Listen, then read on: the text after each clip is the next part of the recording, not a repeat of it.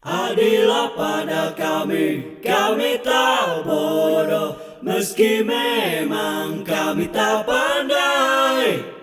Tapi kami berjanji akan tetap mengkritik sesuai isi hati. Hei penguasa, ini kami rakyat jelata. Engkau ada untuk siapa? Hei penguasa, ini kami rakyat jelata. Mau sampaikan semua keluh kesah. Bekerjalah dengan hati, pakai empati. Jangan banyak intrik, apalagi bikin taktik. Bijaklah dalam membuat peraturan. Jangan sampai bikin aturan yang berat sebelah. Kenapa Anies jadi perbincangan utama? Bukan hanya di konstelasi Pilgub Jakarta, tapi di pilkada seluruh Indonesia, kok pusatnya hanya ke Anies Baswedan. Ramai juga sekarang dibicarakan pendampingnya. Ada Anies dengan Mardhani Alisera, ada Anies dengan Rano Karno, dengan Andika Perkasa, bahkan dengan Ahok.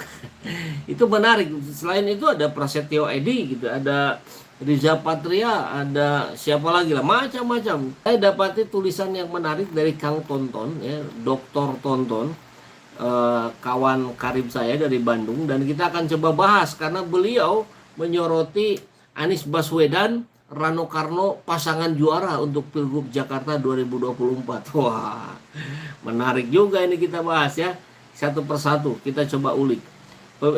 Saya bacakan dulu nih ya, tulisan dari Kang Tonton ini. Pemilihan Gubernur Jakarta 2024 akan terjadi perang bintang. Pilgub Jakarta 2024 akan terjadi perang bintang karena pemimpin di Jakarta akan menjadi pembicaraan selama 5 tahun ke depan dan pemilu 2029. Tentu kita tahu bagaimana seorang Jokowi menjadi presiden setelah sebelumnya jadi Gubernur Jakarta. Kemudian kita tahu juga kemarin Anies Baswedan sebagai Gubernur Jakarta kemudian nyapres. Jadi rasa-rasanya itu seperti tahapan ya, bukan batu loncatan. Pak Sudirman Said kan bilangnya jadi batu loncatan. Saya kira itu perspektif yang berbeda. Beberapa calon gubernur sudah mulai dibicarakan, mulai dari warung kopi sampai tingkat partai. Beberapa calon gubernur yang sudah dibicarakan di media online. Ada Anies Baswedan, Ahok, Sudirman Said, Riza Patria, Rahayu Saraswati, itu keponakannya Prabowo. Budi Jiwandono, Ahmad Sahroni, Ridwan Kamil, Ahmad Zaki Iskandar, Airin Rahmidiani, Ida Fauzia, Heru Budi Hartono. Heru Budi Hartono itu PJ Jakarta sekarang ya, yang leburkan program-program Anies. Kalau Anies dianggap bibit berbahaya untuk 2029, ya akan dimatikan di Pilgub Jakarta ya, sehingga nanti dia kehilangan panggung dan tidak bisa lagi memunculkan namanya di 2029. Itu sangat mungkin sekali. Prestasi yang sudah ditorehkan Anies di Jakarta ini menjadi sebuah modal yang menarik para kontestan politik lain untuk merapat ke Anies Baswedan. Coba kita lihat Andika Perkasa. Ini mantan Panglima TNI, punya latar belakang militer yang kuat, reputasi sebagai pemimpin yang tegas dan berwibawa. Kombinasi ini saya kira akan memberikan citra ketegasan dan disiplin dalam pemerintahan Anies Andika nanti ya. Ini tentu akan melengkapi pendekatan Anies yang lebih diplomatis dan akademis, sinergis lah ya. Rano Karno tadi sudah kita bahas, kita sentil sedikit. Dia sebagai artis, mantan gubernur Banten, punya popularitas dan punya pengalaman pemerintahan yang bisa menarik pemilih juga dari kalangan berbeda. Keterkenalannya di dunia hiburan saya kira ini punya daya tarik tambahan untuk Anies. Yaitu saya kira salah satu fakta yang tidak bisa dibantah. Mardhani Alisera, PKS juara di Jakarta ya, suara terbesar.